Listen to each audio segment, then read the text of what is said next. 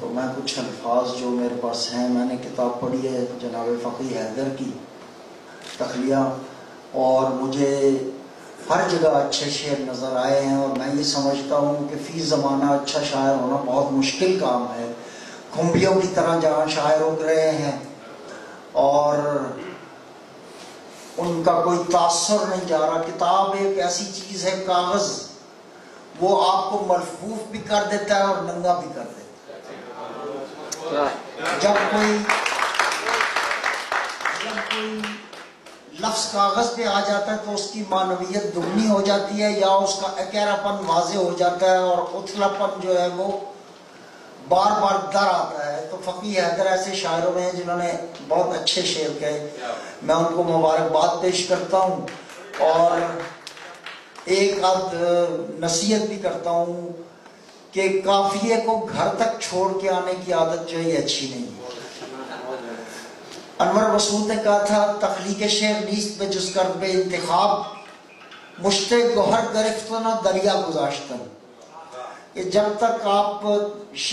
تخلیق شعر میں انتخاب کے بغیر تخلیق شعر جو ہے اس کے کوئی معنی نہیں ہے۔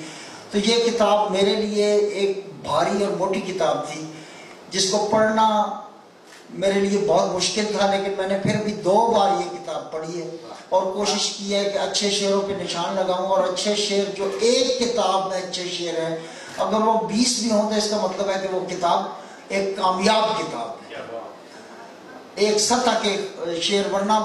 باقی اور سطحوں کے بہت اچھے شعر جو ہیں وہ اس کتاب میں موجود ہیں۔ میں فقی حیدر صاحب کو مبارکباد پیش کرتا ہوں، اور سخن ساز کا شکریہ ادا کرتا ہوں جس نے اس کے لیے مجھے دعوت دی اور مجھے اس قابل سمجھا کہ میں آ کے ان پہ کچھ بات کر سکوں۔ مصروں کی جو بنت ہے فقی حیدر کی، وہ ہماری روایت سے چلی آتی ہے، اور میر سے لے کے فقی حیدر تک جو ہمارا ایک سلسلہ ہے روایت کا، اس کو بھی انہوں نے اپنے ہاتھ سے نہیں جانے دیا، اور خواہ مخواہ کی جدت جو طاری ہو جاتی ہے بعض شاعروں پہ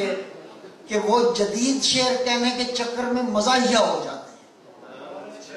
کل ہی میں نے ایک ایسا شعر سنا ہے، ایک ہمارے اپنے سینئر شاعر ہیں جو بہت اچھے شاعر ہیں، جدید غزل وہ سنا رہے تھے، تو ان کا ایک شعر تھا کہ بچوں کے ساتھ آج اسے دیکھا تو دکھ ہوا، ان میں سے ایک بھی ماں پر نہیں گیا۔ تو یہ شعر جدت اور مزاح کے درمیان کی ایک چیز معلوم ہوتا ہے۔ تو اس طرح کے شعر جو ہیں وہ